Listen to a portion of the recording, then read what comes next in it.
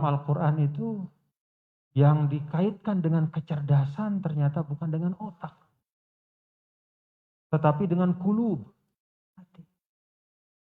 Lahum qulubun la yafqahuna biha. Itulah kalian akan diberikan ganjaran, diberitahu bagaimana kualitas amal kalian di dunia, dan akan diberikan ganjaran sesuai dengan apa yang kalian lakukan. Bilang yuk kita ikhlas beramal. Gak gampang. Karena memang itulah yang disasar oleh, kalau dalam Al-Quran itu oleh iblis itu disasar adalah keikhlasan kita yang sedikit ini menyelamatkan kita. Supaya amal kita yang kadang-kadang amal kita ini kan tanggung ya. Amal kita ini kadang-kadang tanggung, gak banyak. Ala kadarnya. Bagaimana supaya dia menyelamatkan? Mari kita orientasikan lillahi.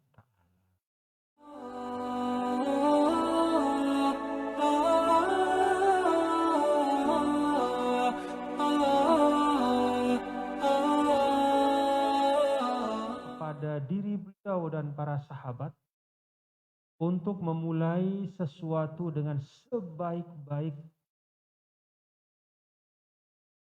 awal, sebaik-baik pembuka. Kalau kita lihat dalam 24 jam, katakanlah dalam kebiasaan kita sebagai manusia, di mana hari itu dimulai dengan katakanlah persiapan akan terbit matahari, subuh. Maka subuh itu istimewa. Dalam Al-Quran pun, Quran Al-Fajri itu dibedakan dengan yang lain. Aqimis sholata liduluki syamsi ila ghasaqil laili wa Quran Al-Fajri. Lalu Allah Ta'ala mengatakan inna Quran Al-Fajri kana masyhur. Jadi dari sholat zuhur, asar, maghrib, isya, kemudian wa Quran Al-Fajri, sholat subuh, dan khusus untuk sholat subuh ini Allah sampaikan inna Quran Al-Fajri kana masyhur. Bahwa bacaan pada saat subuh itu disaksikan dan dipersaksikan oleh para malaikat. Alhamdulillah. Karena itu Bapak-bapak dan saudara-saudara sekalian, kita dididik oleh Rasul yang mulia untuk semaksimal mungkin bisa sholat subuh di masjid berjamaah. Untuk membangun kebiasaan ini, memulai sesuatu dengan yang baik. Rasulullah SAW tahu umatnya itu beda-beda. Ada yang kuat untuk bangun malam, tahajud. Bisa sampai 12 rakaat, ditambah witir 3 rakaat menjadi 15, atau 8 rakaat ditambah witir 3 menjadi 11. Tapi ada juga yang tidak sanggup atau tidak terbiasa untuk bangun malam bertahajud. Maka Rasul Shallallahu Alaihi Wasallam memberikan jalan, katakanlah memberikan solusi didapati atau dilakukan oleh manusia sesuai dengan tabiatnya sebagai makhluk hidup. Makan 3 kali sehari. Tidak hanya itu sumber energi. Untuk pekerjaan lahiriah, makan adalah sumber energinya. Tapi untuk kehidupan ini tidak hanya sekedar pekerjaan lahiriah. Bukan hanya pekerjaan otot. Tapi ada pekerjaan otak, ada pekerjaan hati, ada pekerjaan jiwa. Bahkan hati dan jiwa itu penting untuk selalu kita asah. Karena dalam Al-Quran itu yang dikaitkan dengan kecerdasan ternyata bukan dengan otak, tetapi dengan qulub. Lahum qulubun la yafqahuna biha. Mereka punya hati yang tidak cerdas. Maka yang perlu kita cerdaskan itu bukan hitung-hitungan rasio saja atau bukan otak saja yang perlu kita asah. Yang paling penting adalah mengasah hati dan jiwa kita. Dan mengasahnya itu perlu energi, perlu bekal. Sebaik-baik bekal adalah amal soleh dan ketakwa. Wa tazawwadu fa inna khairaz zadit taqwa. Jadi bapak-bapak dan ibu, amal-amal ibadah yang kita lakukan seperti halnya sholat subuh berjamaah ini tidak hanya untuk menyiapkan diri kita kelak berjumpa dengan Allah. Ya, bahasanya tidak sekedar memantaskan kita nanti di akhirat. Tapi juga tidak kalah pentingnya adalah merupakan bekal energi kita dalam kehidupan.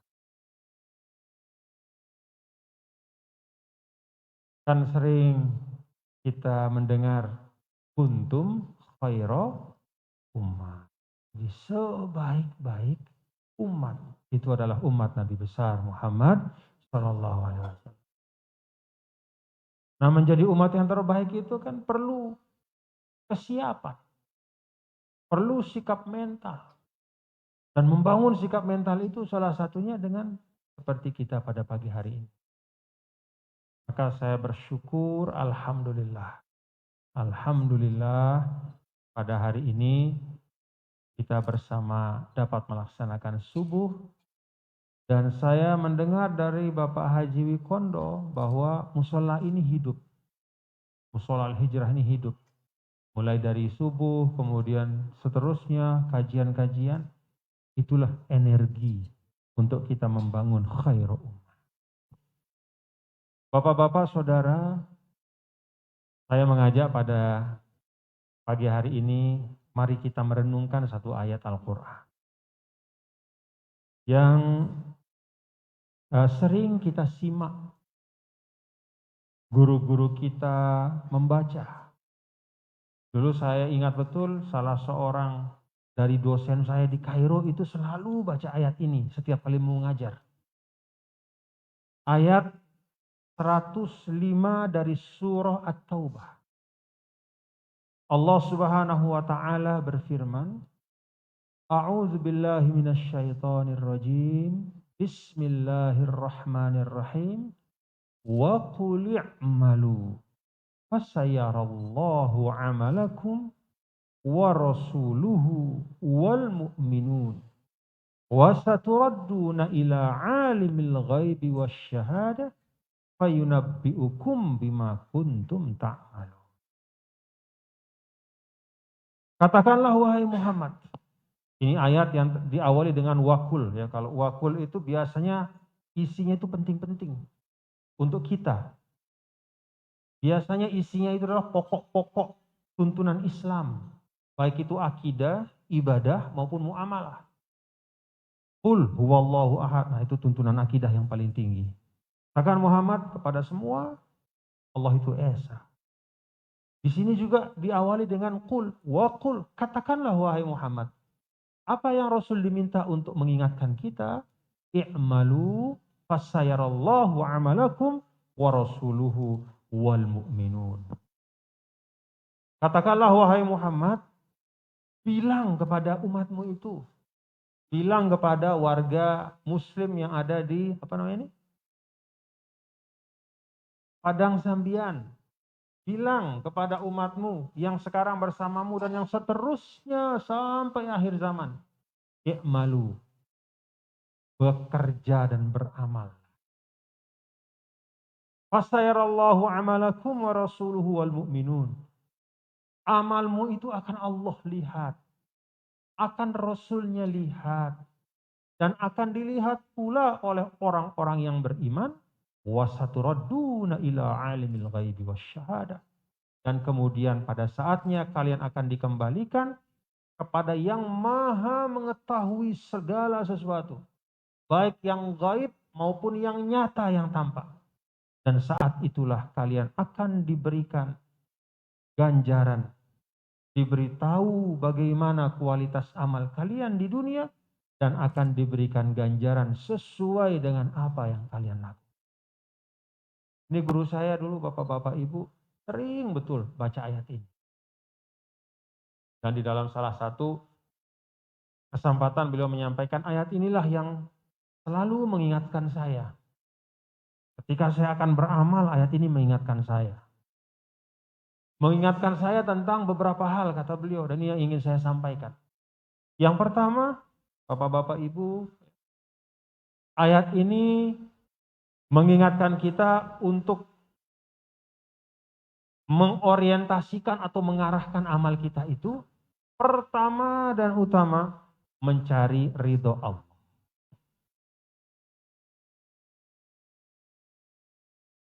Kita mengerjakannya karena Allah. Maka dalam ayat ini Allah disebut yang pertama, fasayarallah. Allah akan melihat. Yang kedua, warasuluhu, rasulnya. Nanti Rasul jadi saksi buat kita. Pada saat kita kesulitan kelak di akhirat, bapak-bapak ibu, larinya kita itu semua kepada baginda Rasul. Dan Rasul akan menjadi saksi. Makanya biar nggak susah-susah, kata Nabi, supaya saya gampang bantu kamu, banyak-banyak berwudu, kata Nabi. Supaya kelihatan cahaya wudumu nanti di padang mahsyar itu, kata Nabi. Gurul muhajjalin. Jadi umat Islam itu karena wudunya banyak, sering, maka dia bercahaya seperti tanda putih yang ada di kuda. Kuda itu kan ada putihnya tuh di sini tuh, rambut putihnya sedikit. Dari jauh kelihatan tuh. Kudanya coklat misalnya, tapi ada putihnya kelihatan. Oh, itu kuda. Itu namanya guroh ya, satu tanda putih. Diibaratkan seperti itulah umatnya oleh Rasul, karena asarul wudu. Itu cara Nabi untuk membantu kita. Kita pengen bantuan Nabi, Nabi juga minta supaya kita bantu diri kita. Gitu. Kalau kalian ingin cepat saya kenali nanti, banyak-banyak berwudu. Supaya kelihatan dari jauh dan bisa saya panggil, bisa saya ajak. Yang melihat amal kita kedua Rasul, dan yang ketiga baru wal mu'minun, manusia. Ini guru saya dulu menyampaikan, jangan lupa susunan ini. Jadi sadari betul bahwa orientasi kita itu bukan buat manusia. Jangan dibalik ayatnya. Jangan orang dulu yang didahulukan. Bagaimana supaya orang melihat saya? Bagaimana supaya orang menilai saya? Bagaimana supaya persepsi saya, citra saya baik depan orang? Padahal orang yang dia harapkan supaya dia punya citra yang baik itu bakal mati juga. Orang itu punya masalahnya sendiri juga. Belum tentu dia akan bantu kita di akhirat kelak. Maka yang pertama dari ayat ini mengajarkan kita orientasi beramal dalam kehidupan. Fasayarallah. Kita harus ingat yang pertama dan utama yang akan menyaksikan amal-amal kita adalah Allah Subhanahu wa ta'ala. Makanya Imam Bukhari itu ngarang kitab hadis ya, bapak-bapak, tebal sekali. Itu disebut sebagai as-sahhul kutub ba'dal Quran. Itu kitab buku yang paling penting di dunia bagi kita umat Islam setelah Al-Quran, itu Sahih Bukhari. Karena isinya adalah hadis-hadis yang sahih, yang tertinggi derajatnya. Diambil oleh Imam Bukhari itu dari 1 juta hadis yang dia hafal. Jadi 1 juta hadis dia hafal, dia seleksi lagi, seleksi.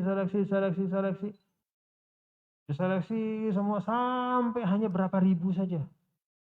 Itu saking tindihnya. Pernah Imam Bukhari itu pergi cari hadis. Jauh dia cari hadis tuh, pergi ribuan kilo. Begitu sampai dia nanya, mana orang yang meriwayatkan hadis ini? Oh, rumahnya di sana. Begitu Imam Bukhari nyamperin dia, datang. Ternyata orang itu lagi makan berdiri dekat rumahnya. Kata Imam Bukhari, nggak jadi saya ambil hadis dari dia. Kalau untuk dirinya saja dia tidak jaga kehormatannya, maka bagaimana mungkin dia bisa menjaga kehormatan Nabi besar Muhammad? Jadi seperti itu. Ya, jadi dia menilai, Imam Bukhari itu menilai bukan hanya dari ilmu tapi juga dari adab akhlak. Nah, dalam Sahih Bukhari itu, Bapak-bapak Ibu kalau buka nih, hadis yang pertama yang ada di dalam Sahih Bukhari itu bunyinya apa? Innamal a'malu binniyat. Itu hadis yang pertama. Jadi Imam Bukhari mengajarkan kita tentang kehidupan, orientasi amal kita. Dan ini Bapak-bapak sesuatu yang nggak gampang, ya. Nggak gampang. Kita bilang yuk kita ikhlas beramal. Nggak gampang. Karena memang itulah yang disasar oleh, kalau dalam Al-Quran itu oleh iblis itu disasar adalah keikhlasan kita. Jadi kadang kita lupa untuk terus menerus mengingatkan diri kita lillahi ta'ala itu. Karena saking sudah istilahnya misalnya kita berbuat kebaikan, akhirnya yang jadi fokus kita amal itu sendiri, bukan niat kita. Karena lupa kita. Apalagi kita berbuat baik itu kemudian ada satu orang memuji, dua orang memuji, tiga orang memuji, akhirnya lupa diri kita. Lupa bahwa pas fasayarallah itu. Allah yang bakal ngelihat. Nah karena itu kata ulama, ini ilustrasi saja Bapak-bapak ya. Di antara semua rukun sholat yang masing-masing ada tempatnya, ada rukun yang harus dijaga dari awal sampai akhir. Itu namanya niat. Kalau Fatihah itu tempatnya jelas, berdiri. Jangan baca Fatihah pada waktu sedang sujud. Misalnya pakai pikiran akal. Loh, kan kata Nabi begini. Manusia itu paling dekat sama Allah pada saat wahwa sajid, dia lagi sujud. Jadi gimana kalau saya pindahin aja Fatihah nih pada saat saya sujud. Karena kan itu paling afdol. Lalu dia baca Fatihah pada saat sujud, pada saat berdiri nggak dia baca. Nah itu berarti dia memutar atau merusak rukun sholat. Dia nggak baca pada waktu berdiri, sengaja dia pindahin sujud, nggak sah sholatnya. Kenapa? Fatihah ada tempatnya. Ruku juga ada tempatnya. Setelah berdiri, barulah ruku. Jangan berdiri, sujud, baru ruku. Jadi semua rukun itu ada tempatnya. Kecuali niat, kata ulama. Niat itu resminya tempatnya adalah di awal bersamaan dengan takbir. Kan kita biasa baca kalau mazhab Syafi'i usolli fardhu subhi seperti tadi imam kita itu untuk penguat penyiapan, tapi niat yang benarnya itu adalah Allah, pada saat Allah dalam hati saya sholat subuh 2 rakaat makmum karenamu ya Allah. Allahu Akbar. Itu resminya tempat niat. Tapi kata ulama, niat itu walaupun resminya pada saat bersamaan dengan takbir, dia tetap harus dijaga keberlanjutannya sepanjang sholat kita sampai salam.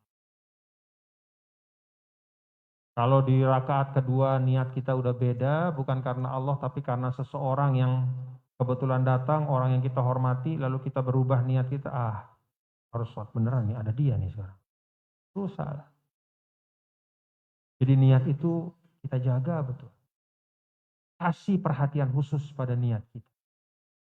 Karena itu yang menentukan kualitas amal kita dan menentukan Allah Ta'ala menerimanya seperti apa. Dengan niat yang baik Bapak-bapak Ibu, kita akan selamat. Bahkan amal yang sebenarnya bukan termasuk katakanlah, bukan termasuk suatu ibadah yang luar biasa gitu ya, yang mengeluarkan uang mahal segala macam, tapi niatnya itu ikhlas karena Allah, dia bisa menyelamatkan.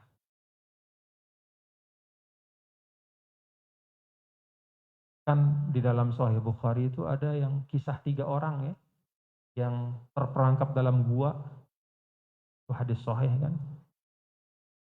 Lalu satu sama lain udah bingung, dorong barang-barang nggak bisa, ketutup batunya jatuh, ketutup, nggak bisa. Hampir putus asa, akhirnya mereka satu sama lain saling mengingatkan.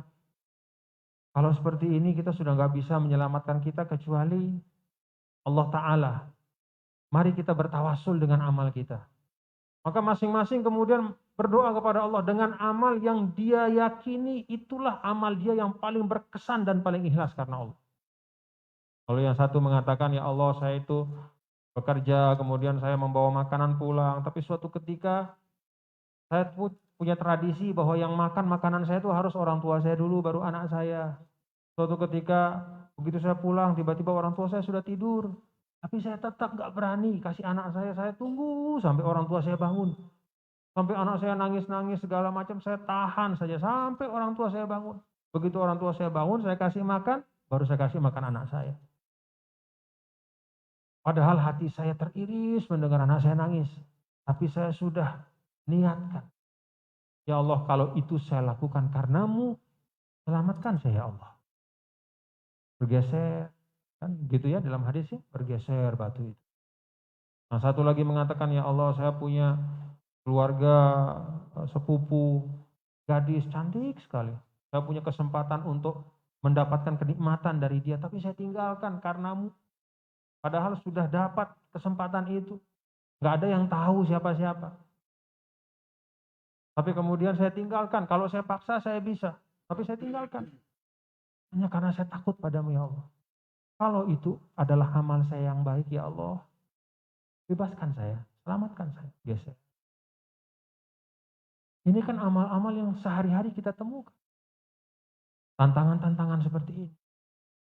Lalu yang satu mengatakan, ya Allah saya tuh pernah dititipi dititipi hewan. Lalu kemudian orang itu pergi hilang. Sekian tahun kemudian saya besarkan hewan itu sampai beranak pinak banyak dia itu sampai ribuan. Kemudian dia datang. Orang yang nitipkan kambing itu sama saya. Kemudian dia minta kambingnya. Saya bilang, nih ribuan kambing dibawa semua. Ini kambingmu. Ya kaget. Kenapa kan saya cuma nitip satu? Iya. Tapi dari itu kemudian jadi modal, saya ternakkan dan inilah dia semua hasilnya. Silahkan. Kalau saya melakukan itu, ikhlas karenamu ya Allah, selamatkan kami. Geser batu itu. Bisa keluar ketiganya. Alhamdulillah. Ini bapak-bapak, ini bukan tentang orang yang sholat 1000 rakaat. Ini bukan tentang orang yang berhaji setiap tahun. Ini bukan tentang orang yang katakanlah menyumbangkan semua hartanya untuk fisabilillah. Tidak. Ini tentang orang yang mampu menahan dirinya dari godaan harta. Coba kayak tadi contoh. Orang kasih kita nitipin kambing sepasang misalnya. Lalu 10 tahun kemudian dia datang minta apa yang dititipin, kita balikin yang sepasang itu. Lalu hasil dari yang sepasang itu mungkin ada 100-200 kambing, ya punya kita. Bahkan kadang-kadang pura-pura lupa mungkin gitu, siapa yang tahu? Pak, mana kambingnya dulu? Kambing gitu. Bapak siapa nih? Bukan hanya kambing, modal usaha juga begitu sering. Ada orang bersarikat, 2 orang misalnya. Sama-sama taruh duit misalnya, nih yuk kita usaha yuk, sama-sama 5 juta misalnya. 5 jadi 10 juta, buka toko kecil. Kalau yang satu pergi, saya titip ya, saya ini mau musafir kemana, pindah tempat misalnya. Tinggal yang satu, gede terus sampai jadi supermarket segala macam. Begitu datang, Pak saya dulu ini yang, alhamdulillah Pak ya, usaha kita sudah. Oh Bapak yang dulu ya, kan Bapak nggak ikut. Maaf Pak sudah. Bahkan banyak yang justru yang punya modal itu justru karena lalai justru dikhianati. Itu banyak terjadi di mana? Itu kasus-kasus banyak. Tapi orang ini bisa dia mengendalikan dirinya. Harta itu tidak merusak kehormatan. Yang kedua tadi itu syahwat. Hawa nafsu juga tidak merusak kehormatannya. Kemudian yang ketiga, yang pertama tadi itu adalah birrul walidaini, itu dia jaga betul. Sesuatu yang sederhana. Ternyata ketiga amal itu walaupun kelihatan sederhana, walaupun kelihatan katakanlah tidak sehebat amal-amal yang biasa kita diajarkan untuk mengamalkannya, tapi ternyata itulah yang menyelamatkan. Kenapa? Lillahi. Ya sebaliknya juga kan ada cerita tentang 3 orang yang ahli baca Quran, yang kemudian meninggal dalam peperangan, ya. Kemudian juga orang yang selalu berinfak di dunia. Begitu di akhirat nanti, ketika menghadap Allah, Allah katakan kepada mereka bertiga bahwa engkau wahai orang yang berilmu, kamu dulu membaca Quran itu bukan untuk mendapat ridhoku, tapi supaya dipuji oleh yang mendengar. Dan itu sudah kamu dapatkan. Jadi jangan minta apa-apa lagi sama kamu yang dulu rajin berinfak, kan dulu niatmu bukan untuk mendapat ridhoku, untuk mendapatkan pujian, supaya dikatakan si fulan orang yang paling murah hati. Dan itu sudah kamu dapatkan. Maka jangan minta apa-apa. Kamu orang yang jagoan, hebat, kamu perang itu kan untuk dikatakan sebagai yang paling berani. Dan itu sudah kamu dapatkan. Kamu meninggal di medan perang, lalu namamu diabadikan, kamu dihormati, namamu disebut-sebut, dimuliakan, sesuai dengan niatmu supaya kamu dapat kemuliaan di dunia, itu sudah kamu dapatkan. Jangan minta apa-apa lagi. Auzubillah min. Ini pelajaran pertama yang menurut saya penting betul Bapak-Bapak ya. Supaya amal kita yang sedikit ini menyelamatkan kita.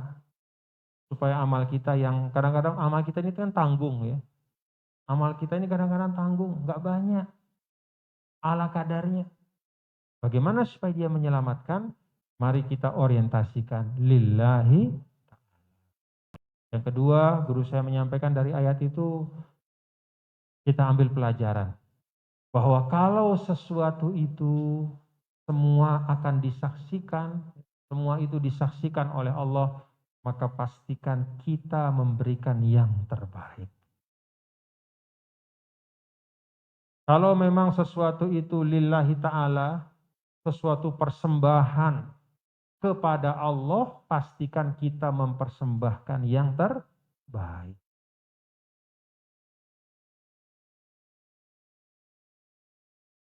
Di dalam Al-Quran itu kan dulu ada nenek moyang kita ya, putra dari Nabi Adam alaihissalam kan, Qabil dan Habil. Qabil dan Habil itu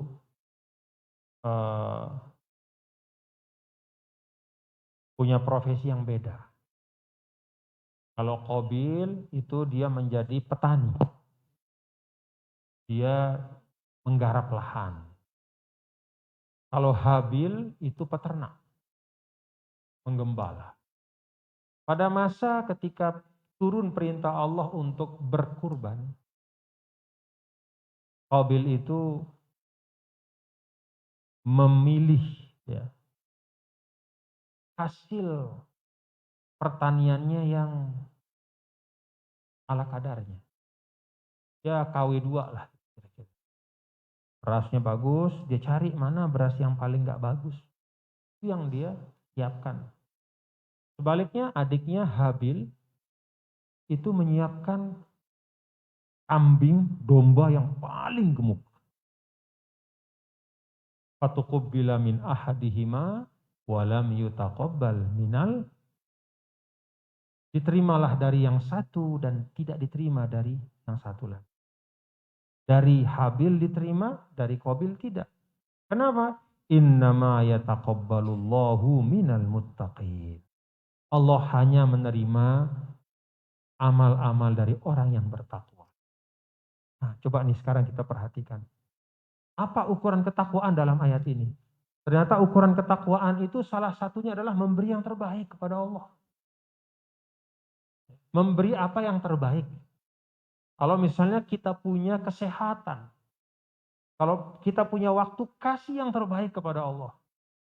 Jangan kita kasih kepada Allah itu adalah sisa-sisa dari waktu kita. Setiap hari, setiap saat, ketika akan sholat, selalu dalam pikirannya, saya tuntaskan dulu tugas saya ini, baru nanti saya sholat. Maka ketika dia sholat sudah lelah, ketika sholat sudah letih, ketika sholat sudah tersisa-sisa dari apa yang ada sama dia. Yang terbaik itu sudah dia habiskan untuk transaksi dengan manusia. Dia habiskan untuk katakanlah mendapatkan keuntungan dunia. Lalu sisa-sisa yang tersisa, remah-remah, sisa-sisa kekuatannya baru dia gunakan. Baru dia berikan kepada Allah Ta'ala. Nah, kalau kita seperti itu, yuk kita ingat ayat ini. Mari kita ingat bahwa kata Rasulullah SAW, man aroda ayya'rifa ma lahu indallah falyanzur malillahi indah. Kalau Anda ingin lihat di mana Anda bakal duduk kelak di sisi Allah, lihat bagaimana engkau menempatkan perintah Allah dalam hatimu.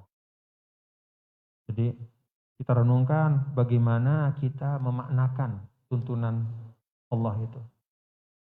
Kalau perintah untuk bersedekah misalnya, ada perintah untuk bersedekah, tapi kita berat sekali bersedekah karena takut uang kita habis. Nah, hati-hati. Sebagaimana kita menempatkan perintah Allah dalam diri kita, seperti itu kelak Allah akan menempatkan kita. Jadi kalau kita ingin alam yang kelak itu, yang sekarang kita masih belum tahu nih, gimana kejadian kira-kira saya di mana tempat saya, Pak Haji Wikondo, Bapak Ustadz, di mana kita nih nanti, kan masih bayangan, masih harapan, cita-cita. Kalau kita ingin tahu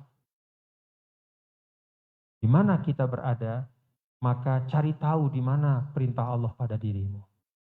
Kalau kita tempatkan di tempat yang mulia, maka Allah Ta'ala akan menempatkan kita di tempat yang mulia. Kalau kita menempatkan perintah itu di pinggiran ya, di sisi-sisi, sekedar nempel dikit-dikit gitu. Ya jangan banyak berharap juga nanti. Di dunia kita kasih sekedarnya buat Allah, jangan berharap nanti Allah kasih kita nikmat yang berlimpah. Jadi itu yang disebut dengan al-jaza min jinsil amal. Bagaimana kita hidup, seperti itu pula kita kelak. Nah, jadi yang kedua dari ayat ini adalah mari kita berikan yang terbaik. Yang terbaik itu bukan, tidak mesti sesuatu yang mahal. Apa saja yang kita kerjakan kita berikan yang terbaik. Kalau kita baca sholawat, ya sholawatnya itu kita upayakan. Allahumma sholli ala sayyidina Muhammad wa ala ali sayyidina Muhammad. Kita ucapkan dengan ucapan yang tidak terburu-buru dan tidak seperti orang dikejar-kejar. Dengan baik. Kita membaca Quran juga tartilan. Itu yang terbaik. Tentu juga dengan dilandasi niat yang baik. Kita misalnya bersedekah, kan Allah tidak lihat jumlahnya, tapi Allah lihat bagaimana prosesnya kita bersedekah. Tanpa manan wala adha. Manan itu arti kita sebut-sebut, udah kasih lalu cerita besok-besok. Nih bapak itu saya yang kasih kemarin duit. Kan begitu. Wala adha, hari ini baik bersedekah, memberi hadiah, besok menyakiti, bukan begitu. Tapi harus baik. Sehingga dalam prosesnya yang baik itu walaupun dia sedikit jumlahnya, tapi itulah yang akan membuat sesuatu itu menjadi bernilai di sisi Allah Subhanahu wa Ta'ala. Nah, yang terakhir, yang ketiga dari ayat ini, Bapak-bapak, Saudara, ayat ini menyebutkan orang beriman itu dalam bentuk jamak, artinya secara keseluruhan. Kata guru saya, ini adalah tuntunan dan panduan bahwa kita sebagai umat Islam di dunia ini harus bekerja sama dalam kebaikan. Tidak ada seorang sehebat apapun yang bebas dari bantuan orang.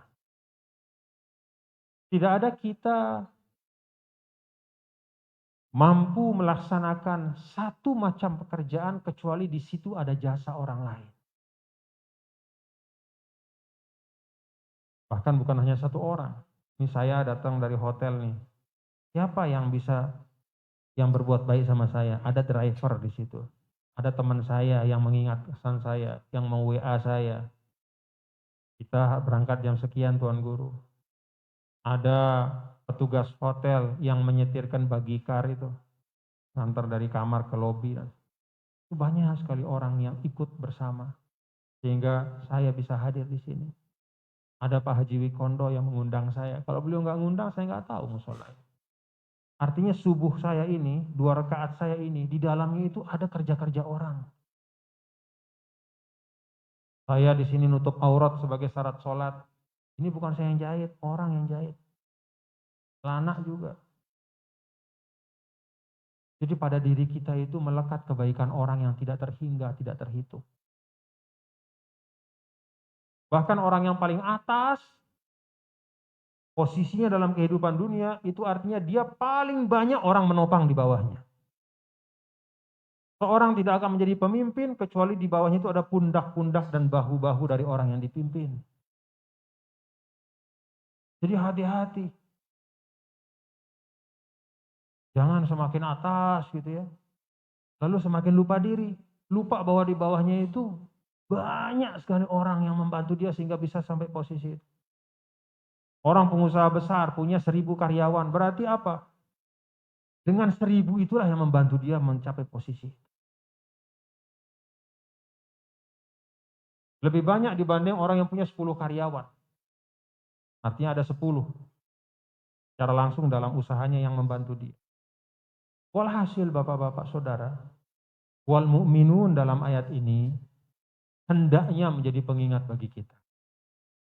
Bahwa kebersamaan dan saling membantu dalam kehidupan itu adalah sesuatu yang niscaya, pokok. Maka dalam Islam itu orang beriman yang baik itu adalah apa katanya? Ya'laf wa yu'laf. Jadi orang yang mendekat dan didekati. Artinya orang yang punya hubungan sosial yang baik. Punya hubungan sosial yang baik. Dulu ada guru saya yang menyampaikan, sebenarnya sederhana untuk membangun hubungan sosial yang baik. Hafalkan 3 kalimat dan amalkan sesuai dengan tempatnya. Apa itu? Maaf, terima kasih, permisi. Pegang saja 3 kata itu. Dan amalkan sesuai dengan situasi yang ada. Kalau engkau dapat sesuatu yang baik, segera katakan, terima kasih Pak, terima kasih Bu. Kalau engkau merasa engkau melakukan sesuatu sengaja maupun tidak sengaja, tapi bisa menyakiti orang, mohon maaf Pak, maaf Bu. Kalau engkau melewati sesuatu keadaan, di mana di situ banyak orang-orang yang terhormat, orang yang perlu untuk dimuliakan, engkau lewat di situ, engkau ingin melaksanakan suatu hajat kepentingan, permisi, astazin kalau dalam bahasa Arab. Syukron, afwan, astazin. Makasih, mohon maaf, permisi, bahasa kita. Pegang saja 3 ini. Tentu selain hal-hal yang lain. Kan kita kalau kasih orang, senang nggak orang bilang terima kasih? Kita lillahi ta'ala nih, tapi senang nggak hati kita? Kita lillahi ta'ala kasih orang, tapi lillahi ta'ala, cuman kan kadang-kadang hati kita, ya dah, besok kasih lagi. Gitu. Hilang rezeki kita karena lupa dan tidak mau mengucapkan terima kasih. Bahkan bukan hanya rezeki kita juga menutup pintu kebaikan dari orang. Orang yang semula hendak berhadiah, bersedekah, memberi sesuatu, itu tidak jadi dia melakukan perbuatan baik karena sikap kita. Jadi sikap kita yang salah tidak hanya merugikan kita, juga menutup pintu kebaikan buat orang. Tapi kalau sikap kita benar, itu juga membawa kebaikan untuk kita dan juga membuka pintu-pintu amal-amal baik untuk orang. Ya gampang-gampangnya kalau kita kasih misalnya sesuatu kepada orang yang membutuhkan, lalu dia bilang terima kasih, kan senang. Kita mau semakin, alhamdulillah. Rasanya secara ini, walau tetap lillahi ta'alanya tetap, cuman sama seperti permintaan maaf juga. Maka di dalam di dalam Ali Imran itu wal afina anin nas. Jadi orang bertakwa itu adalah orang yang memberi maaf dan juga meminta maaf. Kalau antara memberi dan meminta, lebih bagus mana? Hah? Ya memberi tanpa meminta, mendahulukan untuk memaafkan. Artinya ini hal yang penting. Jadi 3 hal itu kata guru saya itu aja. Terima kasih, mohon maaf, dan permisi. Takzim. Kepegang saja itu. Nggak ada yang namanya kelebihan terima kasih, itu nggak ada. Makasih Pak ya, makasih ya, makasih. Dalam setiap kita habis teleponan, terima kasih Pak ya. Kita habis WA, terima kasih ya. Kita ketemu orang, terima kasih. Itu nggak ada namanya kelebihan terima kasih. Kalau makanan kan ada istilahnya, kalau orang apa tuh ya? Kalau orang Lombok namanya anyir. Anyir itu manisnya kelewatan misalnya. Atau asinnya kelewatan. Kalau kata orang Betawi itu nyelap. Enak tapi kelewat enak gitu, jadi sampai nggak bisa kita makan lagi gitu lah. Tapi kalau terima kasih itu nggak ada. Semakin banyak kita terima kasih itu semakin baik. Ingat salah satu Asmaul Husna, ya syakur. Allah itu sifatnya adalah sangat berterima kasih dan bersyukur. Apa ciri Allah berterima kasih dan bersyukur? Satu amal dibalas dengan minimal 10 balasan. Alhamdulillah. Inilah yang dapat saya sampaikan, Bapak-bapak, Ibu, Saudara. Mudah-mudahan apa yang saya sampaikan ada manfaatnya untuk kita semua, khususnya untuk diri saya, meluruskan niat kita, memastikan yang kita berikan adalah yang terbaik, dan yang ketiga, mengingat dengan sesungguh-sungguhnya bahwa kebersamaan itu adalah sesuatu yang sangat penting dalam kebaikan. Dan bahwa tidak ada hal baik yang sampai kepada kita kecuali di dalamnya ada jasa dan amal orang lain. Rabbana taqabbal minna innaka antas samiul alim, tub alaina innaka antat tawwabur rahim. Allahumma anfa'na bima 'allamtana wa 'allimna ma yanfa'una. Ya Allah, berikanlah kami kemanfaatan dari apa yang Engkau ajarkan, dan ajarkan kami ya Allah apa yang dapat kami manfaatkan dalam kehidupan. Rabbana atina fid dunya hasanah wa fil akhirati hasanah wa qina adzabannar. Shallallahu wasallam ala sayyidina maulana Muhammad walhamdulillahi rabbil alamin. Sehat-sehat Bapak Ibu selalu, dan bagian dari tuntunan agama kita adalah sikap kita itu harus disesuaikan dengan situasi dan kondisi yang ada. Jadi sekarang masih ya belum selesai sepenuhnya pandemi ini, jadi kita tetap ya sebagai seorang mukmin itu diajarkan untuk tetap menempuh sebab-sebab keselamatan itu dengan sesungguh-sungguhnya. Jadi kita prokesnya tetap kita jaga, saling mengingatkan juga, jangan kita lupa ya. Mudah-mudahan tidak terjadi lagi yang pernah terjadi beberapa waktu yang lalu. Mohon maaf apabila ada kekhilafan. Assalamualaikum warahmatullahi wabarakatuh.